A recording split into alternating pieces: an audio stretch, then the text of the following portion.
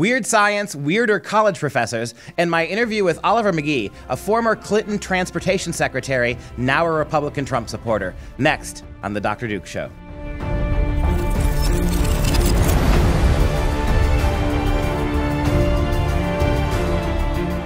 Hello, everyone. I'm Dr. Duke, and thank you for joining us today. As always, I am joined by Katie Petrick. Now, Katie likes to think that she's the assistant regional manager, when we all know she's only the assistant to the regional manager, and she's here today for the countdown. Katie, what do you have for us? False. What I know is true, though. There's a lot going on in the news, as always, and it seems that this week we have a theme. A lot of science stories out there. So, I want to start in the beginning. Stephen Hawking has claimed that he knows what happened before the Big Bang. And he has said that there was time before the Big Bang, but not in the same sense that we know of time. He's calling it something imaginary time. And he's saying that it's not linear, so we can't understand it. Now, according to a quote from Mr. Hawking, there must have been a beginning. Otherwise, the universe would be in a state of complete disorder by now, and everything would be at the same temperature. Interesting. So first of all, let me say that I am an English professor, which means if Bill Nye the Science Guy, who's not really a scientist, and Al Gore are qualified to talk about science, I am more than qualified myself. Having said that, I love what Stephen Hawking says in the beginning. That goes back to the book of Genesis, doesn't it? The very first words of the book of Genesis are in the beginning. And so in the beginning, we've got the new priest of atheist materialism, Stephen Hawking, rewriting Genesis for us, right? And what is he basically saying? We have no idea really what was before the Big Bang. However, you get a lot of gibberish that basically argues we don't know and it doesn't really matter if we can know or not. There was a kind of time because time had to be infinite, but it's not time that we understand. And so consequently, he's telling you we may as well, I believe that's an actual quote from the article, right? We may as well act as if the Big Bang started everything. So what you have is the equivalent of a 4th century BC Jewish priest who is writing down for posterity the creation story. Only Stephen Hawking has replaced the priest. And instead of God, you've got the Big Bang as the great moment of creation. And so what he's basically telling you is that we really don't know what's before the Big Bang, but there had to be something. And the other thing he really admits there, and I qualify this a little bit if I'm wrong, what he really admits there is that whatever existed before the Big Bang, it had to be something that had control. Because without that, we would have expected more or less the entire universe to collapse. Is that correct? Yeah, and if you look at, and you're an English professor, so you can kind of dissect the words that he uses. The boundary condition of the universe is that it has no boundary, meaning that there was no time before time because time always existed. That sounds a lot like infinity to me. Yeah. That sounds like a lot like a ever ongoing existence, existential reality with no beginning and no end. Could we call it, dare I say it, an alpha and an omega? Would we go that far? Well, is that Greek a little bit too much? A little too much for them, I mean, sure. It's not Hebrew, and we know that Stephen Hawking here is trying to rewrite the creation story. What do you think? I think that Mr. Hawking has confused everyone with his words, and well, I think Stephen Hawking reminds me of those commercials for, was it Motel 6 or something like that? We'll leave the light on. Yep, some hotel commercial where somebody has a heart attack and somebody jumps out of the audience to try to give him heart resuscitation. And the frustrated crowd says, "Are you a doctor?" No, but I stayed in a Holiday Inn. Right? I think it's a Holiday Inn. No, but I stayed in a Holiday Inn Express. That's exactly what Stephen Hawking's doing here. He is a physicist. He is a really hyper-glorified mathematician. Physics, the calculus of physics, the numbers of physics. It's really just really elaborate math. And so we're supposed to believe now that somebody who spends their life studying the mathematical dimensions of existence itself, of the material world, would actually be able to comment intelligently on what might have preceded it. And that's why he comes across sounding so badly. There are no numbers to support his half-baked theory. There is no number that supports his default to infinity without defaulting to it. And so he's lost. The simple fact that we give credit to people, and I say this all the time, if a priest was spouting off to you, your appendix burst, right? And a priest was spouting, or a minister was spouting off to you that, you really need to pray and don't worry about doctors. Prayer is the best way to handle that burst appendix. You'd tell the priest to go pound salt because it's not his area of expertise. And yet when it comes to speculating about the metaphysical beyond, about what cannot be reduced to numbers, people like Hawking are shameless, right? And the cameras and the newspapers report this as if somehow he has authority. And that's where we are now. It is. I led the show off by calling it weird science. science. It's weird science. It's not science at all. It's purely metaphysical speculation in which Hawking rewrites the circumstances to put himself, or at least physicists, at the beginning of something that they otherwise have no control over. Yeah, and I want to go from in the beginning, and we're going to pounce forward here to Donner Party of One, because Richard Dawkins is also in the news right now, and he is the infamous atheist, if in case you didn't know who he was, and he tweeted something out recently about desiring, or allegedly desiring, to eat human meat. And it all started with an article that was done in The Independent, an English newspaper, and they had an article called "Lab-Grown Clean Meat Could Be on Sale by End of 2018," says producer. And so this article basically states that clean meat is stem cells harvested by a biopsy of a living chicken. So what you can do is you can take a biopsy of a chicken and use its stem cells to create meat. Well, then Mr. Dawkins decided to go one step further when he tweeted that tissue culture clean meat already in 2018. "I've long been looking forward to this. What if human meat is grown? Could we overcome our taboo against cannibalism? An interesting test case for consequentialist morality versus yuck reaction absolutism." Mr. Dawkins has just basically said, well, hey, if we can do it with chickens, why not do it with humans? Well, a couple of things. First of all, basically Stephen Hawking and Richard Dawkins are probably the only two scientists that an appreciable number of Americans could really name. Outside of Bill Nye. Outside of the fake scientists like Al Gore and Bill Nye. It's funny, my university kids, when I asked them what Al Gore majored in, almost every one of them says physics or science or astronomy or climate. Nope, he was a theology major. Back to religion again, right? Back to Genesis, in the beginning. And in the beginning in Greek is Genesis, the word Genesis. And what Richard Dawkins is talking about here is the genesis of artificial meat. But Hawkins is a weird guy. I mean, not Hawkins, Dawkins is a weird guy in the sense that he wishes he were a vegetarian, but he hasn't been able to pull that off. He thinks the entire world should be vegetarian, as I think you're going to talk about here in a moment, including the animals in that world. But he sees it as speciesist, right? Kind of racist against animals to eat meat. And so even artificial meat, right, that doesn't kill the chicken. You extract some stem cells from a chicken, you create artificial chicken meat, which means you don't have to kill, theoretically, a living chicken to do so. And then what do you got? You got a situation where people can eat artificial chicken as opposed to real chicken, man-made chicken as opposed to chicken-made chicken, or God-made chicken, depending upon who you ask. You got chicken that's not real chicken. And he won't eat that even. Dawkins, what he wants is to artificially eat human stem cell meat, right? So he is trying to norm cannibalism, fake cannibalism, because to even eat fake chicken meat is apparently speciesism against chickens. So we're going to protect, this is how the lunatic left with their politics turned into morality, this idea that eating animals is a violation of speciesism. It's kind of racism against animals. So we're going to go to such extreme levels, extreme extents to protect chickens. We're going to keep them alive and use stem cells pulled from them to create artificial chicken meat so no one has to kill any chickens. The same people are telling you, Dawkins in particular, that there is no absolute meaningful purpose for a human baby in the womb. Right? That murdering that, and even murdering a human baby in the womb to gather stem cells, is actually an acceptable practice for these scientific Dr. Frankensteins.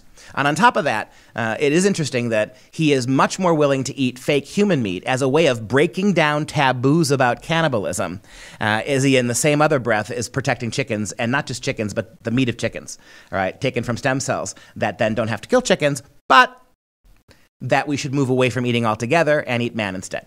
Yeah, is that convoluted explanation about right? It makes sense, but he's just another example, and the sad truth is he's a respected scientist, so we have to take whatever he says at his word. But he's just like the celebrities in not practicing what he preaches. So he's preaching that, you know, you shouldn't be eating real animals, we'll say, compared to now these stem cell animals. And he himself has said, you know, I'm a contradiction to my, you know, what I say. And we live in a speciesist society. And he wants to see a world where it's all vegetarian. That's a direct quote, isn't it? He's said it on multiple times in multiple ways. But he wants everyone to be, a vegetarian. And he thinks that being vegan is being morally superior. Right. And again, what qualifies the great scientist to talk about these kinds of ethics and morality, right? Because he's good at what he does in a particular area of science, then suddenly that science becomes the defining morality, right? If you're a real great if you're a really great chemist, then your chemistry should dictate the morality. What you know about chemistry gives you the right to dictate chemically how people should live and function. And the thing that troubles me about this is when Dawkins calls for a world without meat eaters, he's already made the argument that there's no real distinction between animals and people. People are bigots because they think they're not animals, right? We are speciesists because we don't realize that we're animals. If he wants and genuinely wants a world where no animals eat meat, that means meat-eating animals don't eat meat either. That has to be the conclusion, right? If it's bigoted for human animals to eat other animals, then it's equally bigoted for animals to eat other animals, right? And so how are you going to pull that off? What are you going to do? Synthesize all kinds of fake chicken meat for wolves? This whole thing is bizarre. These people are out of their depth. They should leave philosophy, morality, and ethics to philosophers, moralists, and ethicists. They need to stick to what they're doing in the laboratories. There's this desperate need. There's a few areas of modern life where science doesn't have a definitive voice, and metaphysics is one of them. But the scientist cannot restrain himself. He needs the same kind of control he has over our material understanding to superimpose it on our super rational understanding, our metaphysical understandings. It's not his job. Stop doing it. Yep, agreed. But we're going to move now from biology to physics, because a Physics 101 class at Pomona College has the physics professor. It's a Physics 101 basic introductory course that anyone who wants to major in physics or astronomy must take. The students were required last semester to do a decolonizing physics project. And so basically, Professor Janice Hutchings has said that the whole purpose of the project is to call attention to implicit bias and microaggressions. And this is physics. So the professor and the college have refused to, state that this has actually happened, but they've confirmed through emails from students that, yeah, they were required to do such a project. Well, this is exactly the problem. We move from weird science to weirder college professors, weirder universities. And so you have a professor of physics at Pomona College who's teaching an introductory physics course that is required for all physics and astronomy majors, yes. Right? So this is not just some intro lab science course for dummies like me who can be English majors. This is for actual people who want to proceed along the educational track of physics or astronomy. And what she's basically doing is taking valuable time away from the study of physics to require her students to undertake a complete sociological experiment, right? To halt what they're doing scientifically, and to interpose feminist progressive worldview. This idea that we're going to identify how science, physics in particular, is unfriendly to women or unfriendly to non-whites, or the fact that physics was invented primarily by Western men. Western white men means it's bigoted, it's phallogocentric. For real scientists, to take time out to compel kids in science classes that they will need as foundational for the rest of their study, this is a great leap forward, isn't it? This is no longer random gen ed courses jamming this garbage down kids' throats. This is now infecting the major. And so what you see here is, again, I asked this professor, what qualifies her as a physicist? To become a women's studies professor in the classroom, to become a social justice warrior in the classroom. I know at my university, one of the things they want to compel us to do in our gen ed classes, one of the signature questions at my university they want every kid to take multiple times in their gen ed is the question of sustainability, which when you boil it right down turns out to be global warming, climate change. As an English, and the most of us who teach those courses, these gen ed courses, are humanities professors who have not the slightest ability or training in the complicated nature of climate science. But we have to begin to pretend to be experts on this. And so what you see happening here is a weird culture where science isn't enough anymore. For scientists. Scientists also have to be woke social justice warriors, right? Teaching English literature is not enough for me. I have to be a woke social justice warrior too. And what all this has in common is science, math, English, history, philosophy, science, gym, basket weaving. They're all subordinated now to social justice, right? That's what unites this. And if you think about what Dawkins is doing, it's a social justice answer, right? He imposes his view of veganism and vegetarian. He uses his scientific cachet to push a worldview. What is Stephen Hawking doing? He is pushing his scientific cachet, right, to push a worldview about things they know nothing about. This is the problem. How many, we go back to Bill Nye, we go back to Al Gore, we are more than willing, if somebody co-opts the term scientist, we are more than willing to pretend they're right, even if they're idiots. So dominant has the phrase "science says" become that to even challenge these people or point out that they have no credentials makes you anti-science, a science denier, right? Yeah, and we're going to stay on the university, but now we're going to head to the library, where we're going to go back to outer space because the MIT director of libraries, named Chris Borg, has said that she's advocating making technology workplaces more female inclusive, and to do so, you must take down Star Trek posters and other geeky stuff. Yeah. So Chris Borg. Chris Borg. Now, correct me if I'm wrong, but Chris Borg, who is now at MIT, one of probably the primary science and research institution in this country, she has no formal scientific training, does she? No, she actually went to school. You'll never guess. Let me guess. Sociology. Yeah. We're back to this again. And actually, the best I found, she's got a nice quote on her blog that she keeps, and she says that, since I've been working in librarian jobs for over 10 years now, with no background whatsoever in library sciences, no MLS, which is a Master of Library Sciences, and no intentions of getting one, I definitely qualify as a feral librarian. She also identifies herself as a cis woman, butch, and queer. So butch, queer, cis woman who has no library training and no scientific training, who's working at one of the most important scientific research libraries in the country. Yep. In charge of it, nonetheless. I want to repeat that again for the folks at home. A sociology educated person who has no scientific training. Correct. And who has no library studies training. Correct. Who is now in charge of one of the most important science and technology libraries in the whole world. And are you the least bit surprised, Katie, that what she's doing with that power is using that position to try to get all these poor guys in the sciences to pull down their Star Trek posters from their office spaces? You could read a couple of them if you want. Don't name your private passwords after mythological creatures that only nerds know. In fact, she even uses the words nerds and geeks, right? Yeah, so she says, replace the Star Trek posters with travel posters. Don't name your projects or your printers or your domains after only male figures from Greek mythology. And just generally avoid geek references and inside nerd jokes. Those kinds of things reinforce the stereotypes about who does tech, and that stereotype is the male nerd stereotype. Let's just deconstruct this. Holy cow. I mean, there are so many problems with that, right? Yeah. On the one hand, she says, uses words like nerd and geek, which are utter slurs and stereotypes, right? So this queer, butch, transgender person is now smearing these guys as geeks because they like Star Trek. Talk about judgmental much. The very kind of stigma she claims hanging a Star Trek poster or naming your own printer, or it's your printer, right? The very stigmas, right? How dare you? The stigma she says she's fighting for women, she engages in, number one. What was the first part of that quote? What you're supposed to do is replace the Star Trek posters with travel posters. So is that not also a gendered assumption? Yep. Women are threatened by Star Trek, but they're not threatened by flowery pictures of Firenze in the springtime, right? Think about what she's doing right there. Yep. What's the middle part of the quote? Also, do not name your domains after only male figures from Greek mythology, and just generally avoid geek references. Your domains. Your domains. Your domains aren't your domains anymore because your private personal domain might offend me, right? Mm-hmm. This is exactly what you get when all of these people who are utterly uncredentialed for anything else but sociological progressive snowflake warriors. It's all they do. And the fact that MIT would put in charge of their science library somebody without a credential in library science and somebody without a credential in science tells you exactly what MIT is trying to do. They need to, for all sorts of virtue signaling reasons, make science seem less male. Right? And that's all that is. And by the way, before we move off this topic, Mike, our producer, show a picture of Miss Borg, Professor Borg at home.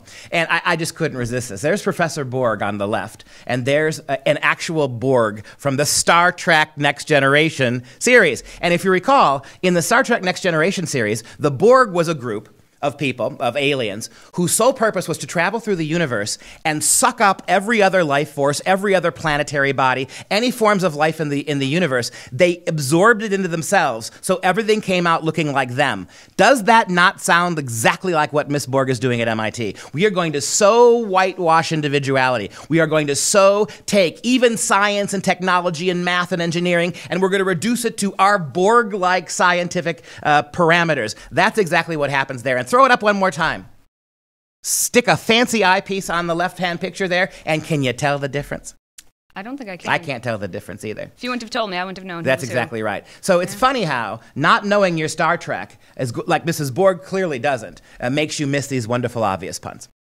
It really does. All right, well, we are out of science time, but it's time for 2 questions. So I wanted to keep with the theme this week of science. So we're going to do some true geek speak. So we got 2 questions coming at me, right? Yep, All right. you got 2. Here's your first one. Geek speak time. In an extraterrestrial battle, who wins? A Jedi, a Klingon, or a wizard?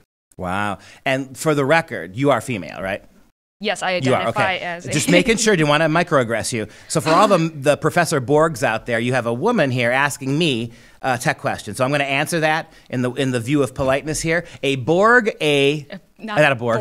Klingon. A Jedi. A Jedi.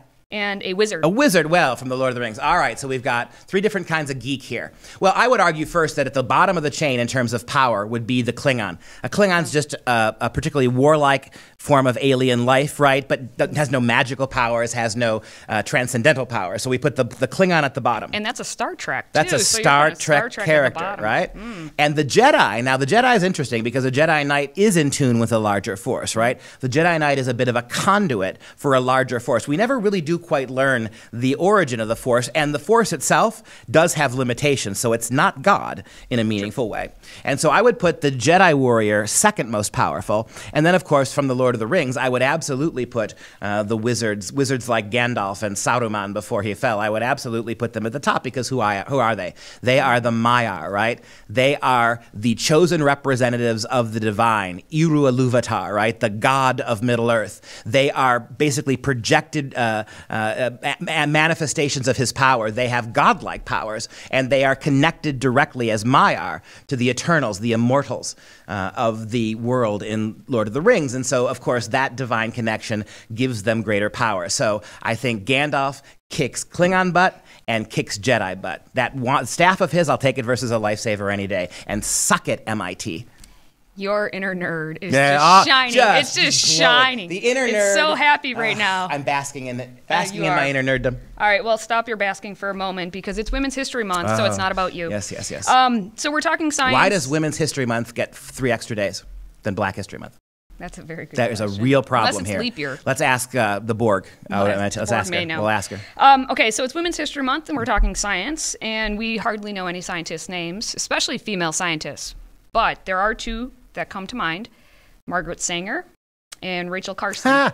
That's a great point. Just like if you compelled people to name 2 scientists, they might eventually get around to Hawking, probably wouldn't even get around to Dawkins. No. But if you asked women, or people in general, to name 2 famous scientists, female scientists, they'd probably get Mary Curie first, right, Madame Curie. Yep. But then after that, you're probably going to get Rachel Carson, I would imagine. And Rachel Carson is, of course, the great quote-unquote scientist who tried to ban DDT in the 60s and did get it successfully banned, not just here, but in third world countries as well, which led to millions of deaths in places like Africa from malaria that could have been prevented with DDT. Turns out now that we know more about DDT wasn't all that dangerous. So not Margaret Sanger, we'll get to her in a second, Rachel Carson used her science to pull DDT off the market under largely false premises so that many brown and black-skinned people died who otherwise wouldn't. That's called murder. Doesn't matter what your intentions are, that's murder. And speaking of murder of black and brown-skinned people, let's talk about Margaret Sanger, the founder of Planned Parenthood. Now, technically not a scientist, but she sure did participate in the fake science of eugenics. Her argument was more or less, and she said it many different ways and many times, however much her liberal protectors try to look after her legacy, she basically believed in eugenics, the idea that abortion, birth control, but primarily abortion, could be used to weed out the weaker races, weed out weaker genetic people, to funnel out to the same argument Hitler made, right? Yeah. That weed out the weak, the strong, weak, the poor, the undesirable, so you could have stronger remaining entities. That was her position, however the left wants to spin it. And again, even today, right? Forget her eugenicist wish to do away with brown people. Today, more black and brown people are aborted than anybody else. More African Americans are aborted babies in this country every year than any other kind. The African American abortion rate is staggeringly high vis-a-vis other demographics. And so what you've got here, when you think about those 2 women, is a very tainted legacy. If these were white men, who had those kinds of racist views or quasi-racist views, they would be scrubbed from history. But we don't scrub these women. And that's liberal hypocrisy. All right. I think I've met my quota of science for the year. I'm very excited to welcome Oliver McGee to the program. It's not often in this age of specialization that you get to speak with a true Renaissance man, but Oliver fits the bill. Engineer, strategist, analyst, author, administrator, professor, and former United States Assistant Secretary of Transportation during the Clinton years. His book, Jumping the Aisle, How I Became a Black Republican, is a wonderful read and a profound tale of change and hope. On top of that, he's a fellow Buckeye. Oliver, welcome to the program and a big OH to you. I-O. Thank you for having me, Duke. Glad to be talking with you. And the very first thing I'd like to share with our viewers, talk about why you switched. You were a pretty high-ranking official in the Clinton administration, and then something clicked for you, and you became a Republican and a very outspoken and articulate one. Can you talk a little bit about what the nature of this switch from the Democrat to the Republican Party was? Well, I like to quote the great James Brown in his one of his hit songs, "Talking loud and saying nothing." That was what he was saying about the Democratic Party helping the Black community. And we see that happening today. A lot of talking loud, but not saying anything and promising little. So when I was looking at the rise of the age of Obama, I was really talking about America in that hope and change. And as I titled in the center of my chapter 2, Hope and Change, the Strip Mining of America, I was concerned about that. But at the beginning, we were trying to really see who was Obama, where was he coming from, and how was this age of Obama happening? And given that I didn't have much information about the character of my book, I really put him in a time era, and called it the Obama era. And so I was really questioning, like most Americans, where was America going in the Obama era? And I found that oftentimes that with heavy hands and holdouts and handouts and so forth, we were really trying to see what type of country were we becoming and where were we going. This country that was saying at the time of the age of Obama that let's wait for the government to tell us exactly everything we need to do. Let's heighten the taxes. The growth of the economy is gone. All growth since the Civil War had been about 2% a year. They were telling us to be happy with 1.5% a year, and that was the new normal. Well, I was concerned about that, and I started looking at America in a series of essays, about 24 essays I wrote in the book, to really look at what does that new normal look like. And I found myself jumping the aisle. I went to Wharton Chicago schools. I like to say that the Wharton Chicago business schools may be right. And so I was really looking at it from a supply side economic sphere that I was beginning to develop, and looking at what was involved in the capital that was changing hands during the age of Obama, looking at technology and what types of technology were being developed. I saw the rise of the social media till Silicon Valley, but was it too left? Was it enough on the right so that we could all be social on social media? And then I started looking at what type of growth we were having, and being satisfied with 1.5% growth in this country and then calling that the American dream was unacceptable. I saw unemployment rising in the Black community. I saw Black colleges basically falling by the wayside. I saw a lot of the promises of the hope and change that was supposed to be for the down and out, yes, we can under Obama. It was coming out to be, no, we can't. And we were supposed to be very satisfied with that new normal that, no, we can't. And then I saw a very encroaching government on Obamacare, and it's really saying that I want to take over your health care, and then once I get control of that, I want to take over a lot of other things in your life. And then I started beginning to wonder what was happening to the independence of the individual, what's happening to liberty, efficiency, and what was happening in that era that we were beginning to lose that individualism. So thus that's where the pen of Jumping the Aisle came from. Is it fair to say that back in the Clinton administration, who you worked for, that there was a lot more in common between Bill Clinton and today's Republican Party than there is between, say, Barack Obama and the Clinton Democrats? Do you think that Trump is closer somehow to Clinton than he is today's Republican Party? I think Trump is unique in its own sense of doing a radical shift and change of America and really start thinking about how is America going to protect itself going forward. how is America going to define itself in this new international populism that is growing in England and it's growing in France?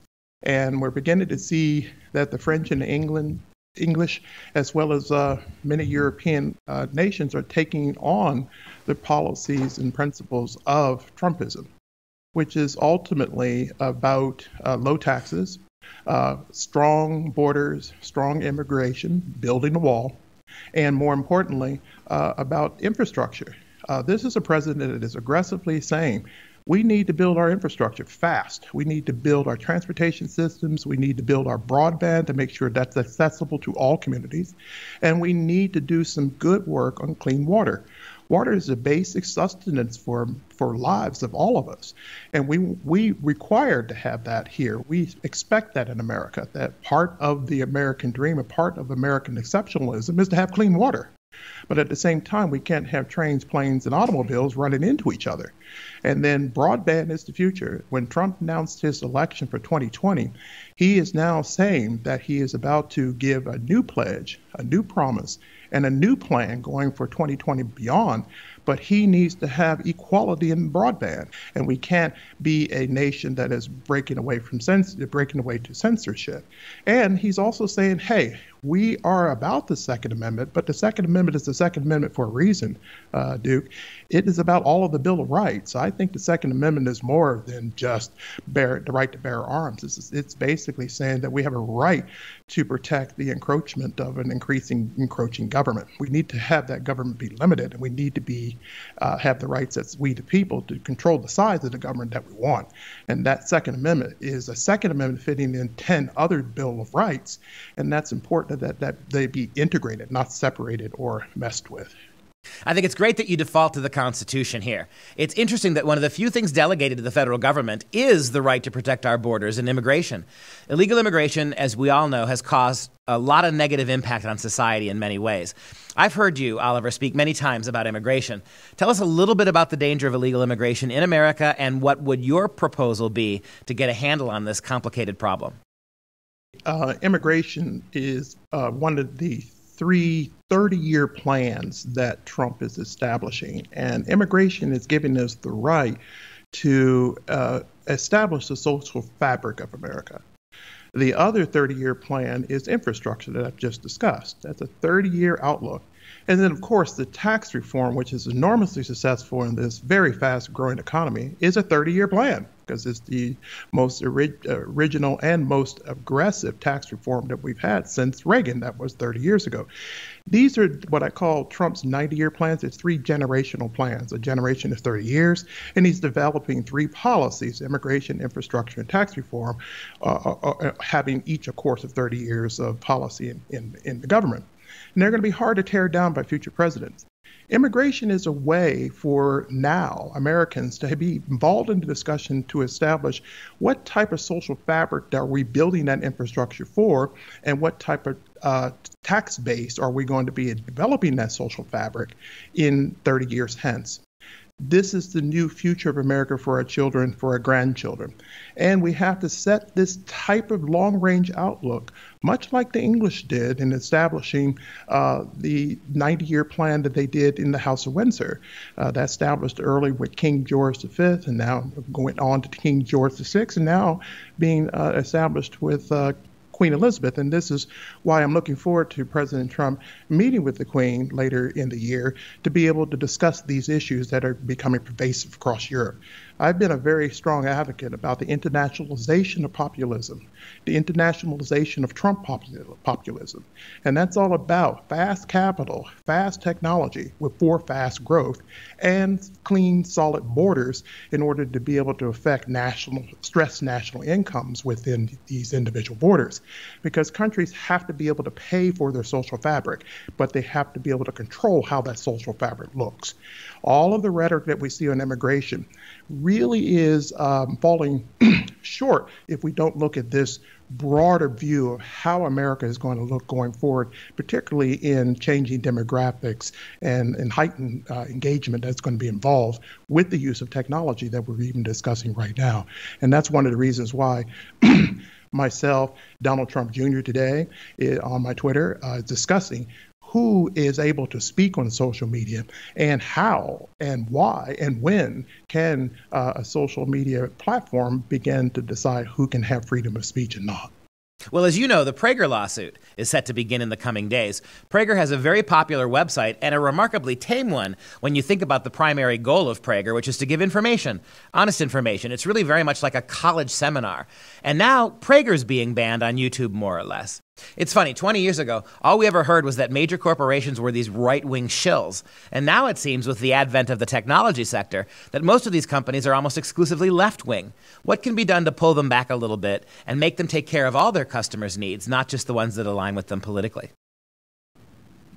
Well, I think when you look at the social media platforms, they represent 80% of the value side of the market. And so we have to watch very carefully where Silicon Valley is going in this 30-year part of our generational outlook.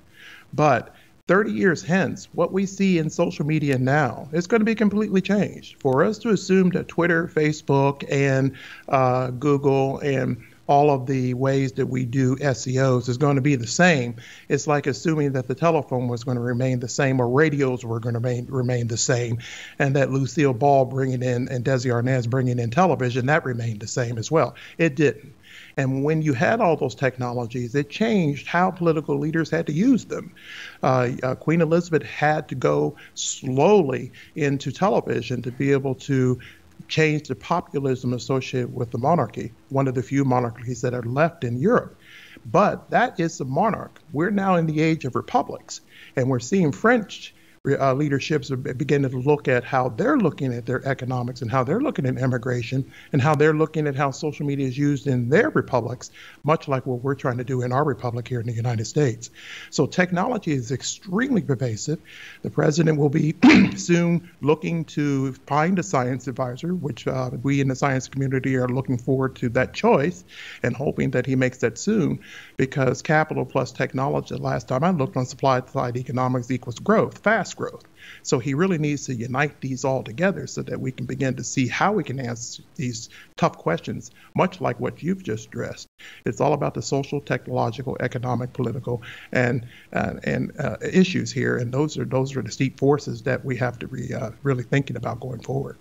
Oliver, the last thing I want to pick your brain about is the current gun crisis. Every time we have a high-profile shooting, even though statistically gun violence is way down, and the vast majority of gun owners are law-abiding citizens, nevertheless, the left demagogues this issue. Can you weigh in a little bit on the current gun debate and what you think should be done to protect the Second Amendment rights?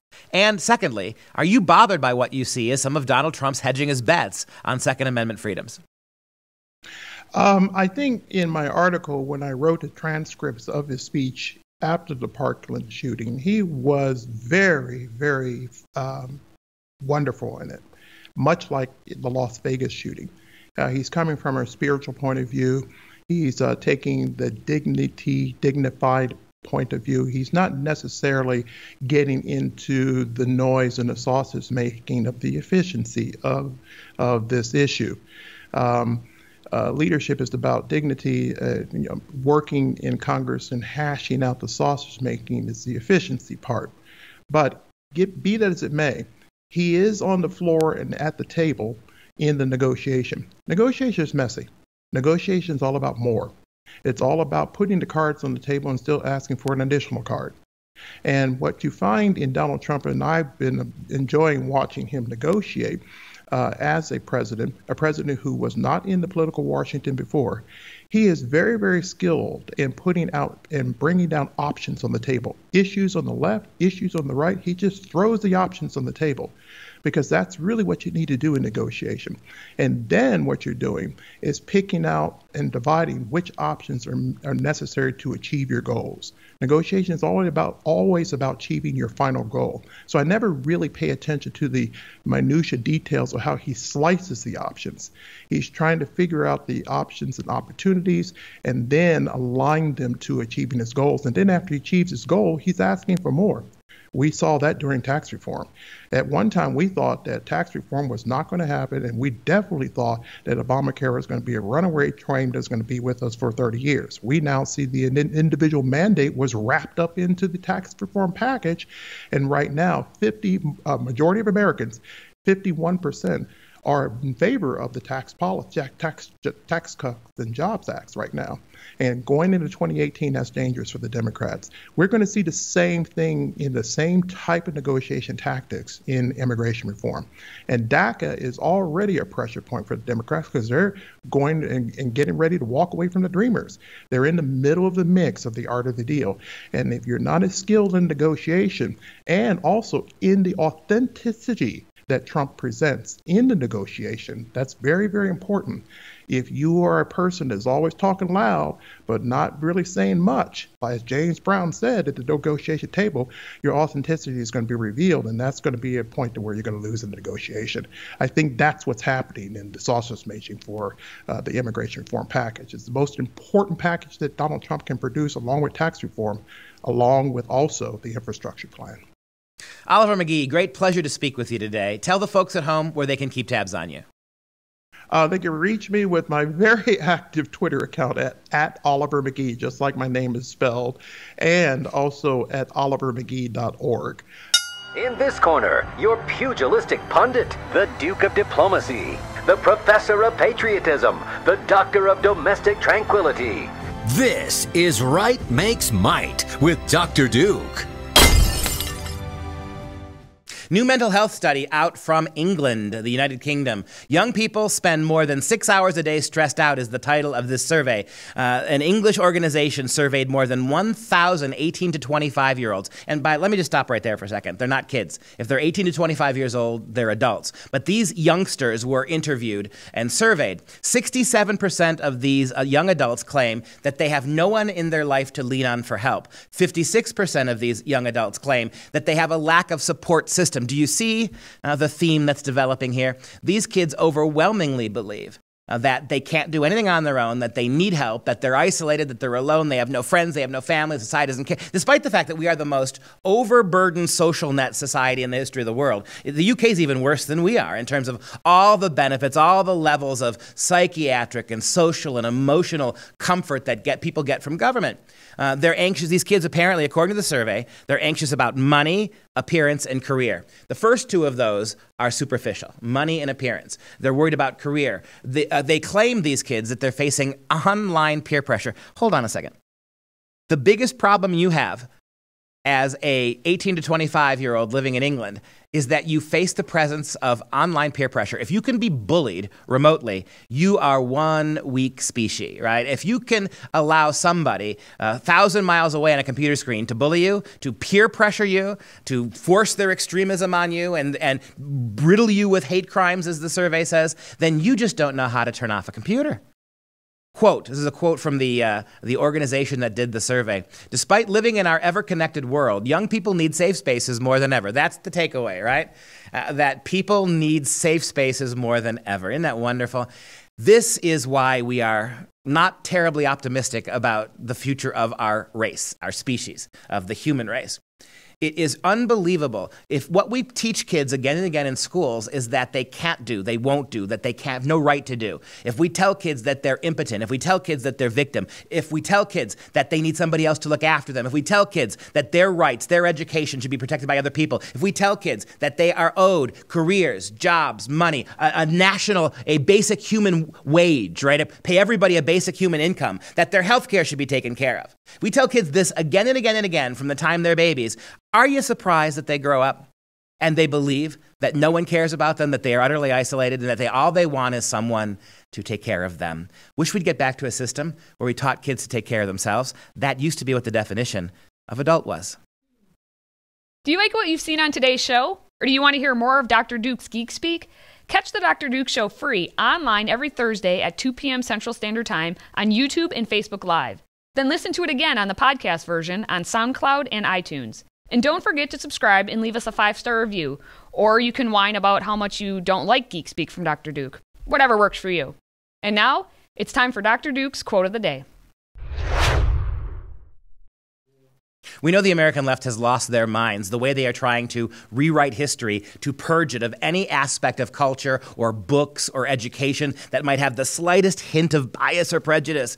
And so, having said that, it's amazing how hypocritical they are. Here we are in Women's History Month. I'm going to read you a quote from Margaret Sanger, the founder of Planned Parenthood, the founder of the abortion mill, a woman who is revered by the American left. Here's what she said, and I quote, "Birth control is not contraception indiscriminately and thoughtlessly practiced." In other words, it's not just birth control for birth control's sake. Quote, "It means the release and cultivation of the better racial elements in our society and the gradual suppression, elimination, and eventual extirpation of defective stocks, those human weeds which threaten the blooming of the finest flowers of American civilization," unquote. That's Margaret Sanger calling for the use of abortion to weed out the weak, the sick, the minority. Other places she hints that that's what she wants it for. We can get rid of black and brown-skinned peoples for the name of racial purity. This is exactly what Hitler was arguing. And the American left can pretend and defend her all they want. They can parse what she says and try to bury it under other quotes. The reality is that Margaret Sanger created an abortion mill because she wanted to get rid of weak and particularly black and brown-skinned people. And another little factoid. Here we are, decades and decades and decades after her death, and the largest number of Americans being murdered by abortion are African Americans, percentage-wise, right? The highest percentage of aborted babies are black babies in this country today. Planned Parenthood is doing the racist, eugenicist work of its founder. Let's hold women's history to the same standard that we hold every other history. Let's have empowered women remove Margaret Sanger and her eugenicist, racist organization from existence for the good of black and brown-skinned people everywhere and for the betterment of women's history. Thanks for watching. For Freedom Project, I'm Dr. Duke, and we'll see you next week.